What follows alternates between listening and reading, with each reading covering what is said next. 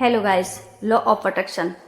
आज हम law of attraction के बारे में आपको बताएंगे कि लॉ ऑफ अट्रैक्शन कब फेल हो जाता है, लॉ ऑफ अट्रैक्शन क्यों फेल हो जाता है, लॉ ऑफ अट्रैक्शन के फेल होने के कारण क्या हैं। आज हमने इस वीडियो में यही बताना है, तो आपको वीडियो को एकदम ध्यान से और पूरी देखना है। आप आधी अधूरी वीडियो देखेंगे कोई फ़ायदा नहीं है, क्योंकि आपको कुछ भी समझ नहीं आएगा। इसीलिए वीडियो को अंत तक जरूर देखें।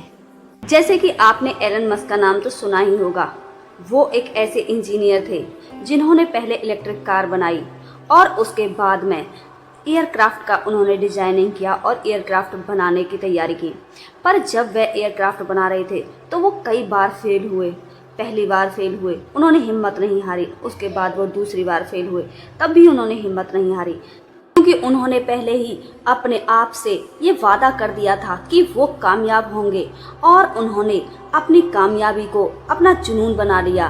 जब उन्होंने अपनी सारी पूंजी एयरक्राफ्ट के डिजाइनिंग में लगा दी, उनके पास कुछ भी नहीं था। तीसरी बार उन्होंने सोचा कि अब जो भी होगा वो होने दो। जब उन्हें लगा कि ये आखिरी बारी है और इसके बाद मेरे पास कुछ भी नहीं होगा, फिर भी उन्होंने हिम्मत नहीं हारी और अपनी सभी बची हुई पूंजी उसमें लगा दी और नतीजन रिजल्ट उनके सामने था। वो कामयाब हो गए और उसी दिन से वो दुनिया में छा गए। जितना भी उनके पास पैसा था उन्होंने सब लगा दिया। उन्होंने बाद के लिए कुछ भी नहीं सोचा कि वो बाद में क्या करेंगे। पर उसके बाद जब वो कामयाब हुए, उनके पास किसी भी चीज़ की कमी नहीं हुई। टेस्ला कंपनी के मालिक आज एलन मस्क का नाम पूरी दुनिया में है। कारण क्या था? कारण था उनका आत्मविश्वास। उन्होंने अपने ऊपर विश्वास किया। हम जिस भी चीज पर विश्वास करते हैं वो हमें जरूर मिलती है। हमारा लॉ ऑफ अट्रैक्शन क्यों फेल हो जाता है? क्या कारण है? कारण यही है कि जो हमें चाहिए उसे हम ना तो कभी क्लियर शब्दों में लिखते हैं और ना ही कभी क्लियर शब्दों में उसे मांगते हैं। क्योंकि जब हमें एक चीज चाहिए होती है तो हम न जाने कितनी चीजों के बारे में सोचने लग जाते हैं। इसी कारण हमारा लॉ ऑफ अट्रैक्शन फेल हो जाता है। जिसने भी अपना पूरा का पूरा फोकस सिर्फ एक चीज पे किया है जो उसे चाहिए, उसे वो चीज जरूर मिली है।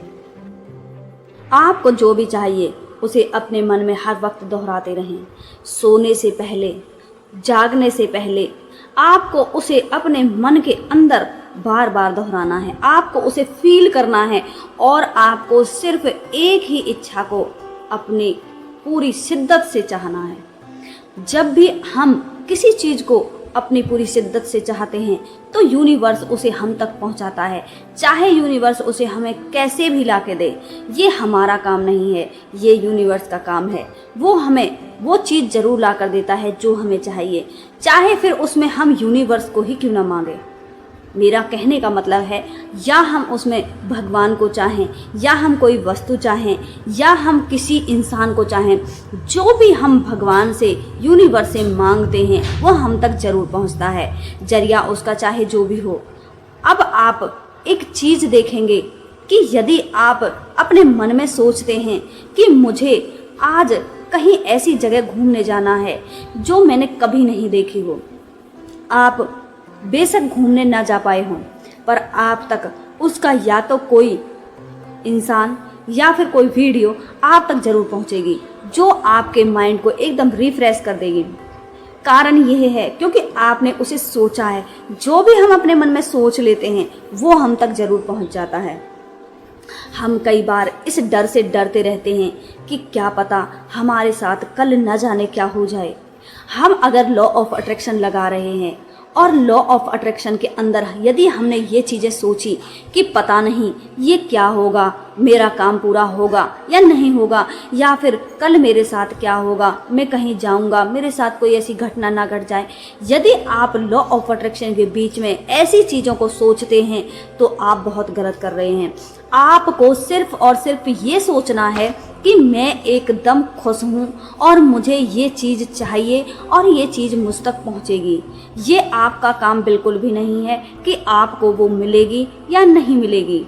मैंने अब तक लॉ ऑफ अट्रैक्शन से करीब 5 से 10 चीज़ों को अट्रैक्ट कर लिया है और अब मुझे लॉ ऑफ अट्रैक्शन को लगाने की ज़रूरत ही नहीं पड़ती, क्योंकि जैसा मैं सोचती हूँ वैसा ही होने लगता है।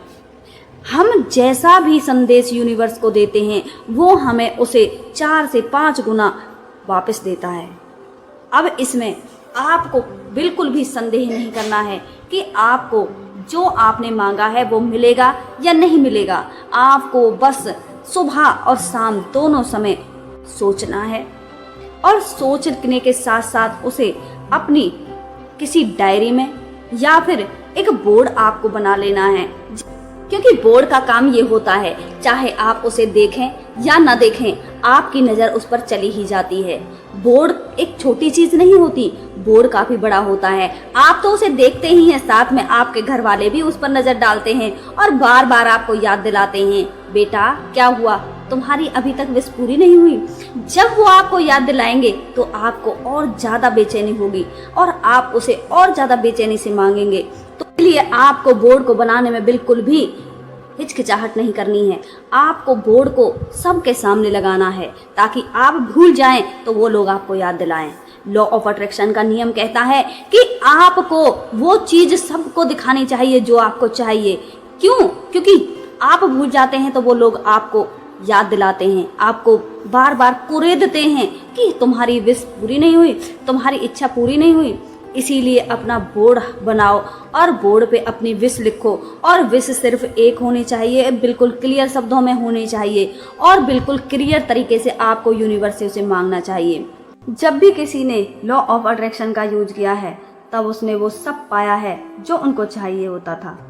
पर बात यह है कि तरीका सही होना चाहिए। अगर तरीका सही होगा तो यह काम जरूर करता है और तरीका गलत है तो यह काम नहीं करता। ये काम सिर्फ तब नहीं करता जब हमें चाहिए कुछ और हम मांग कुछ रहे हैं और लिख कुछ रहे हैं। जब हमें पूरी जानकारी नहीं होती तो हमारा लॉ ऑफ अट्रैक्शन फेल हो जाता है। हम कुछ भी हासिल नहीं कर पाते अगर हमारा तरीका सही नहीं है। अभी एक कपल का घटना बताती हूँ। उनको बच्चा चाहिए था तो उन्होंने बच्चे की एक फ़ोटो घर में लगा ली।